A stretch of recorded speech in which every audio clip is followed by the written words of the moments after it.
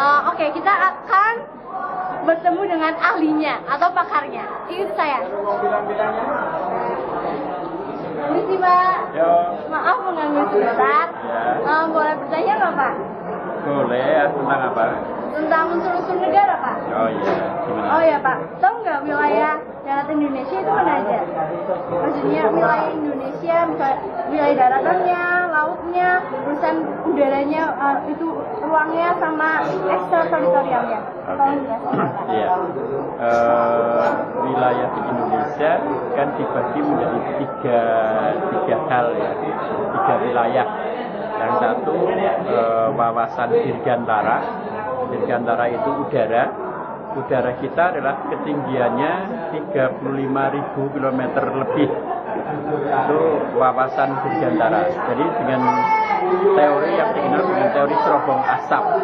Teori cerobong asap itu berarti gambarnya seperti membentuk segitiga tapi ke atasnya cerobong asap itu. Itu wilayah dirgantaranya. Kemudian wilayah bahari. Bahari itu adalah laut. Wilayah laut kita adalah kalau zona ekonomi eksklusif 200 mil laut. Zona ekonomi eksklusifnya. Tetapi wilayah laut kita berdasarkan deklarasi Juanda tahun 51 adalah 12 mil laut. 12 mil laut itu dari ujung pantai yang menjorok keluar ditarik garis lurus itu 12 mil. Itu wilayah laut kita. Jadi ada dua wilayah, wilayah zona ekonomi eksklusif ZEE dan wilayah laut berdasarkan deklarasi Juanda. Kemudian yang ketiga wilayah laut, udara, darat. Oke. Wawasan benua yang dikenal dengan wawasan benua tadi, wawasan bahari, wawasan dirgantara, lalu wawasan benua darat. Daratnya kita bagi Jawa tidak masalah, tetapi seperti di Irian yang dibatasi oleh dua negara, Indonesia dengan Papua, Indonesia dengan Papua Nugini, ada batas di situ. Nah ini perlu ada batas yang jelas wilayah darat kita. Sementara ini memang wilayah daratnya menjadi masalah karena dari negara Indonesia ke Papua itu Papua Nugini itu ada batas yang tidak terlalu jelas, sehingga perlu ada batasan yang jelas gitu. Paling tidak kalau dulu ada aliran sungai itu sekarang sudah tertutup, berarti memang perlu memasang dibuat tembok dibuat aliran sungai lagi sehingga ada batasan yang jelas antara Indonesia dengan luar negeri. Seperti di Kalimantan ya, di Kalimantan antara Indonesia dengan mana itu? Malaysia. Ya, itu juga menjadi masalah. Itu karena perbatasan darat kita bersentuhan dengan negara lain. Itu yang dimaksud dengan tadi ya, wawasan, ada 3 wawasan. Jadi untuk itu wawasan bahari, wawasan laut, wawasan dirgantara, itu wawasan udara, dan wawasan benua, wawasan darat. Itu yang disebut dengan, nanti kalau kalian akan mengenal, adalah wawasan Nusantara. Wawasan Nusantara itu apa? Wawasan Nusantara adalah cara pandang bangsa Indonesia terhadap bangsa negara dan tanah air sebagai satu kesatuan yang bulat. Gitu, kira-kira. Ekstrateritorial itu berarti terkait dengan negara lain apa ya? Apa terkait dengan ekstrateritorial? Kalau ekstrateritorial yang dimaksud adalah terkait dengan hubungan kita dengan negara lain, berarti kita hubungkan dengan UUD 45 pasal 10 sampai dengan terutama pasal 13. Mungkin kalau yang dimaksud ekstrateritorial adalah hubungan Indonesia dengan negara lain, berarti kita hubungan dengan pasal 13 UUD 45. Presiden mengangkat duta dan konsul. Begitu? Iya. Itu betul terkait dengan itu ya? Iya. Nah, kalau begitu berarti Indonesia ada hubungan resmi dengan negara lain. hubungan formal. Hubungan formal dengan negara lain itulah yang dimaksud dengan hubungan diplomatik. Ya, orang yang mewakili hubungan diplomatik yang disebut dengan duta. Di situ ada duta besar, duta, kuasa usaha, dan master resident gitu. Nah, duta Indonesia yang ditempatkan di luar negeri, atau kalau jelasnya mungkin di kedutaan besar Republik Indonesia di negara lain yang tempatnya di ibu kota negara, itu dia punya daerah itu, kedutaan tadi punya kekebalan hukum, ya, punya kekebalan hukum, punya hak imunitas juga. Jadi tempatnya tadi itu memiliki kekebalan hukum. Jadi tidak bisa negara di mana duta itu tinggal itu ikut campur tangan, itu tidak bisa. Itu adalah wilayah Indonesia di luar negeri. itu yang dimaksud dengan ekstrateritorial. Iya ya. Oke. Ya, itu yang ekstrateritorial. Kalau di dalam hubungan diplomatik itu ya seperti itu. Oke. Terima kasih Alvina Trisnoptri. Oh iya, ngomong-ngomong unsur negara yang wilayah, itu pasti ada yang nempatin ya. Itu yang nempatin siapa ya? Yang nempatin kan warga negara Indonesia dan warga negara asing. Kira-kira tahu nggak ya? Oke, kita langsung kembali lagi ke Alvina Trisnoptri.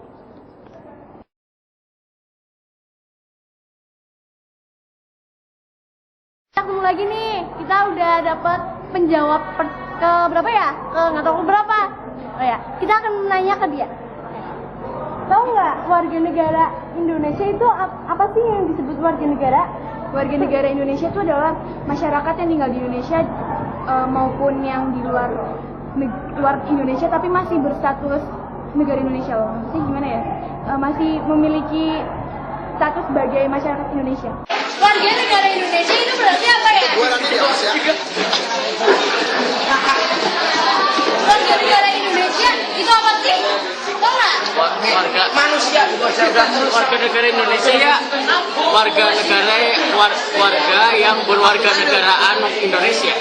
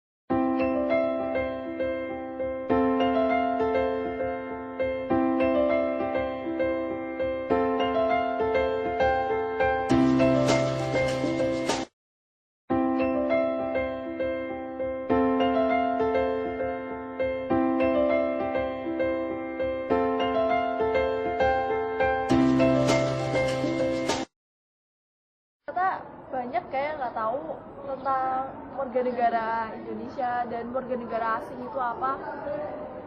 Gimana kalau sistem pemerintahan Indonesia? Mungkin kali ini banyak yang tahu. Oke, kita langsung sambung lagi ke Alvina Trisnoptri.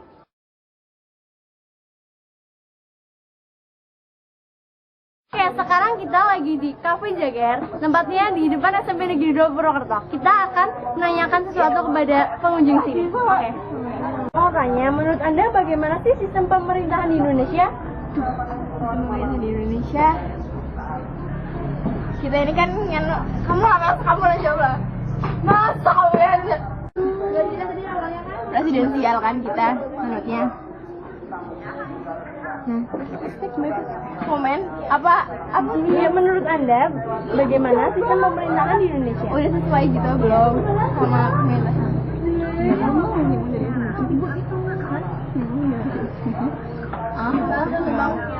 Inilah kamu Lanas lah. Kamu nggak mau. Iya kamu yang mau. Enggak mau. Ya Mbak, kenapa? Boleh tanya nggak? Tahu nggak ya? Menurut Anda bagaimana sih sistem pemerintahan di Indonesia? Kalau sistemnya udah bagus. Udah ada KPK, DPR, MPR, cuma orang-orangnya aja yang masih pada bejat. Koruptor 2 miliar, orang rakyat hilang semua. Kalau baca kalau nggak ada koruptor. Itu kalau nggak ada koruptor. Kalau koruptornya banyak, dan sekarang itu yang ketahuan, belum yang nggak ketahuan. Kalau misalnya nggak ada koruptor ya, gaji rakyat bisa 30 juta per bulan. Maka dari itu, pemerintahan Indonesia saat ini itu masih belum bagus. Kata siapa juga? Nggak tahu.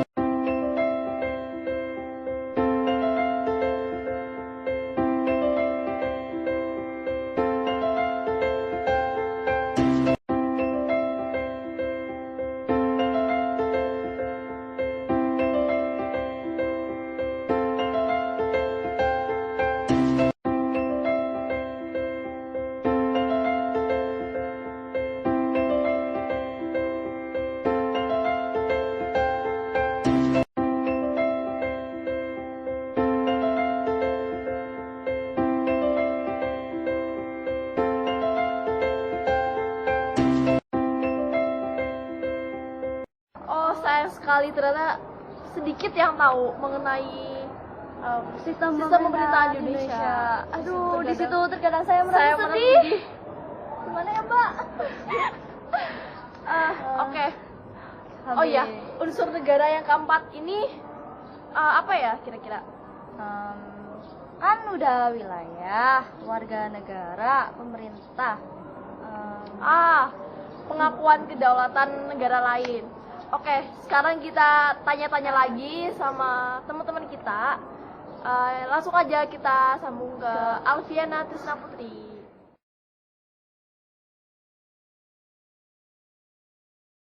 Ketemu lagi dengan saya Alfiana Trisna Putri di acara Tuh Nggak Ya. Kita masih di tempat Jager, Cafe Jager, tempatnya di SMP Negeri 2 Purwokerto. Tempatnya di depan, maaf. Oke, kita akan menanya kepada pengunjung Jager. Kira dari 8I. Oke, mau nanya nih, tau nggak ya, apa sih pentingnya pengakuan negara lain bagi Indonesia? Penting. Menurut saya tuh karena termasuk unsur de facto apa de jure? De facto apa de jure? Intinya, maksudnya dengan pengakuan negara lain tuh kayak waktu pas penjajahan zaman-zamannya penjajahan itu kan apa namanya? Belanda ingin lagi menjajah walaupun Indonesia udah merdeka, tapi dengan pengakuan dari negara lain Belanda mengakui tentang kedaulatan Indonesia. Jadi tuh Indonesia tuh dengan pengaruh negara lain kayak yang pertama kali diakui oleh Mesir kan. Itu sangat penting bagi perjuangan proklamasi kemerdekaan. Ya, Almas. Boleh nanya kan? Apa sih pentingnya pengakuan negara lain bagi Indonesia? Apa pentingnya pengakuan negara lain bagi Indonesia? tahu lah.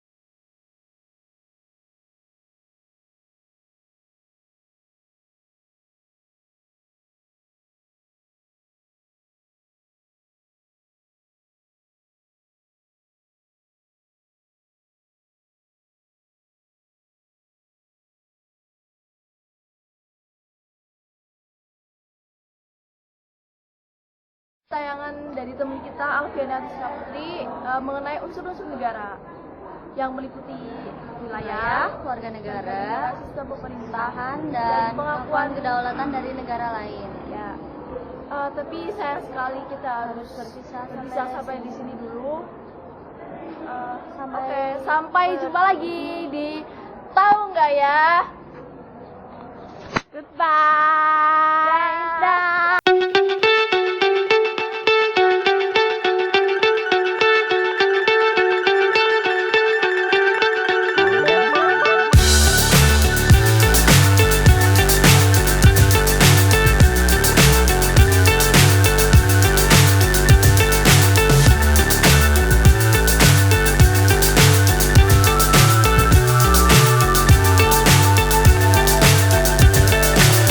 So high I'm hypnotized.